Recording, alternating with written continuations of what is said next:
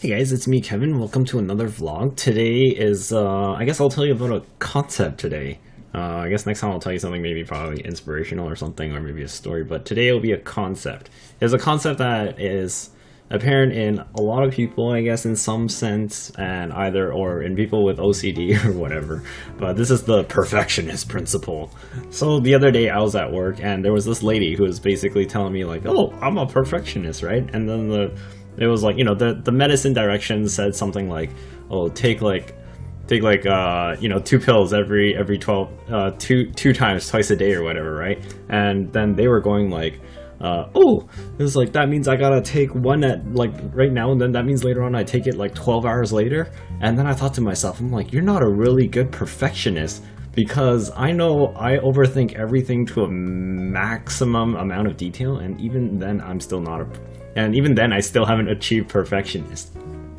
And I'm gonna tell you this right now: being a perfectionist is a fault. Okay, like it's a bad trait to have. You'll basically always it's the mentality set. It's good to achieve and aim for 100%, but it's really bad to always think that it's not good enough until you reach 100%. And that's generally the perfectionist attitude, I would think, because that's basically how I think. It's like every time I look at my stuff and my art or whatever and my work, to me it's never good enough. It's not good enough. That's practically like everything that echoes in my head when I complete something. It's like, it's not good enough. It had to be better. It could have been better. It should have been better, kind of thing. And it's like I missed the mark or whatever. But then it's when you go into art or whatever, art is like, there's always room for improvement. You don't want to, if you're trying to aim 100% art, that's impossible. Okay, you're never gonna make the art that appeases everybody in across the entire world. If you did, then yeah, you've made perfect art. It appeases everybody. It goes across everybody. No one's offended. Everyone loves it. Not a single hater out there. It's like mesmerizing towards everybody, enchanting, and puts everyone under a spell or a curse or whatever, that they can't stop looking at it, kind of thing, and keep wondering. But that's not realistic. So that's the thing I want to tell you guys about the perfectionist principle. If you say you're a perfectionist, I can literally challenge you saying like, do you take all your vitamins every day? Do you exercise for an X amount every day? Is your blood pressure always at a good rate? Are you healthy as fuck? Are you like an Olympian? Like, are you mindfully intelligent, like, all around? Of course not. It's impossible. And if you are, then like, you're fictional. Like, Jesus Christ. No human exists like that. Naturally, anyways. I don't know. There's like scary things like artificial intelligence these days, right? Like, if you want to reach perfection, you have to think about a mega amount of details. So going back on the topic about the lady that was telling me about, like, oh, 12 hours this, 12 hours that, or whatever, right? Like 2 times twice a day. Makes sense. There's 24 hours in a day or whatever, but then like 2 times. And then, like, if you're asking me, I will go perfectionist on it, okay? I'll take it to the next level like this. So I'm like 2 times twice a day. I'm like, okay, you know what?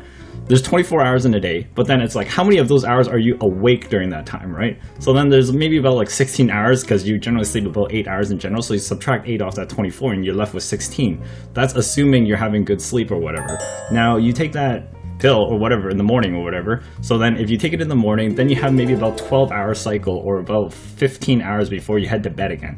So you take it in the evening, maybe around like at the 15-hour mark or whatever, 14-hour mark, you take it, and then you go to sleep. Why you don't take it at 12 and 12 is because when you sleep, this is more details considering, okay? You're trying to get the maximum effective, perfect execution of this medicine. So then it's, while you're sleeping, you don't want to wake up because your body's in recovery, because that's why you're taking that medicine. So if you wake up midway just to take another pill, it's going to be weird in your stomach, and then it's going to enter your system while you're resting, and then you're going to have like half-assed sleep, and then you might actually be triggering the disease even more than recovering from it. So that's like the details in my head. I'm going to consider it in waking hours, so 2 times twice a day, because it's just kind of unreasonable. Imagine if you had to take it like 4 times a day, right? That means you got to be awake every 6 hours on the dot to take it at the right time. That makes no sense. Your body is full of errors, okay? You'll never be perfect as a human. Sorry, that's so negative, and if I bursted some bubbles, too bad, because it's the truth and you should face it. But that's the thing about being a human, though, is that you're not perfect. You have errors, and the thing you should aim about being perfect is like, a better way to adjust and adapt to it is that you have a mindset and a goal that you want to achieve, and when you achieve, You don't have to hit 100%. If you hit like 99%, 90%, anything above like 80%, that should be good. You should recognize yourself for that effort and accomplishment if you hit that target.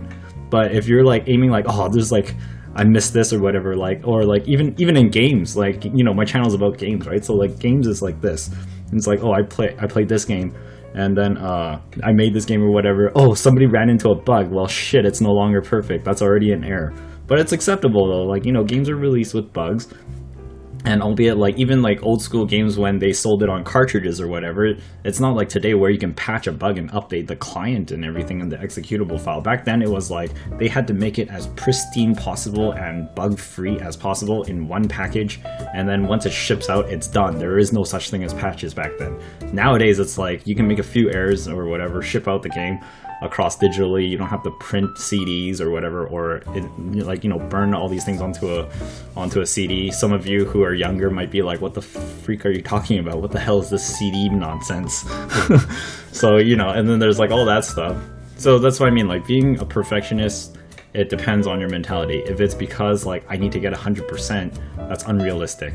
The only time you'll ever reach 100% on something is like tests and finite values in math or something like that. That's about it. Other than that, like even math has a lot of room for error, especially if you're doing like stuff like estimation or like I don't know, like calculus. I think calculus. I never took calculus, but I am interested in it.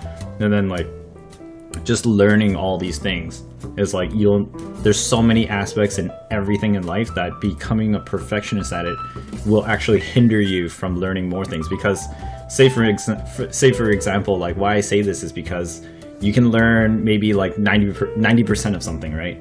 But that last 10% takes forever to master. But it's like you already know 90% of the material, you can execute it very well. It's just that last 10%, and it's just like polish in that sense, right? And that's a bit like art. Art is like, for me, it's I'm making it to a point where I'm happy with it. I don't really think too much about the critical or the feedback that I get from it. Like I do take it into account, although it's like I know I'm already extremely hard on myself in some sense. So then that's why I can't exactly just like full on take it back, take the feedback. It's like if it looks pretty, then it looks pretty, but that's not really too much of a feedback for me or whatever, right? And then that's problems with like all these things. But so you like, you know, don't like being a perfectionist is actually quite a bad trait in my opinion.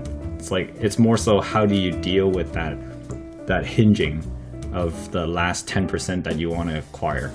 Like sometimes it's good to aim for that 10%, and sometimes it's just straight up not worth it, and you'd be wasting so much time rather than doing something else that could be a lot more productive and valuable for yourself. Example of like like perfectionism, it's very it can be very devastating, considering it can, you know, it leads you to cringe on the small details basically, or either that like hooked on the small details that aren't really like mattered, like they don't really matter. It's the whole concept here is that it's not saying be complacent either. It's like it's good to aim for stuff like at a very high rate of quality, but don't also like be like, oh, it's like I'm not a perfectionist, like I'll just like half-ass this job and be okay with it. That's not good either. That's like the other opposite end, and there's no term for it. It's just called half-assing. So like, you know, be strong in what you do, and then also recognize like if you actually do a good job, and then you know, you should know it should be tangible in front of you. So it's a hard thing for me to come to accept, and once I finally accepted it, I've actually noticed that I actually started making a lot more stuff recently over the past few days, right? And then I also made like multiple videos, and I also recorded like multiple things plus this. So you know, it's a change that I've been trying to adjust in myself for the longest while, because my mentality was always pretty much glued on everything not being good enough. And like what you guys see, it's like I see your guys' comments, it's like, man, it's like great videos, it's like you should deserve more subs or whatever, right? Like I read that stuff, like I actually read all your comments, And even like some of the hate stuff, and I'm like, oh god, it's like when I read like a hate comment, I actually walk away for a bit because I'm like, I need to preserve my mental health. So then I actually like walk away, and then that's why sometimes there might not be a response for a few days because I might be crying in a corner somewhere. I'm human too, okay, but still, it's just, you know, I always try to stay positive about everything, and I just want to make sure that you don't let this obstacle run into your face and just impede you from moving forward in your life. Alright guys, so thanks so much for watching. I hope this helped you out, or either that, I don't know, you got a laugh or something. I'll see you guys next time. Bye bye for now.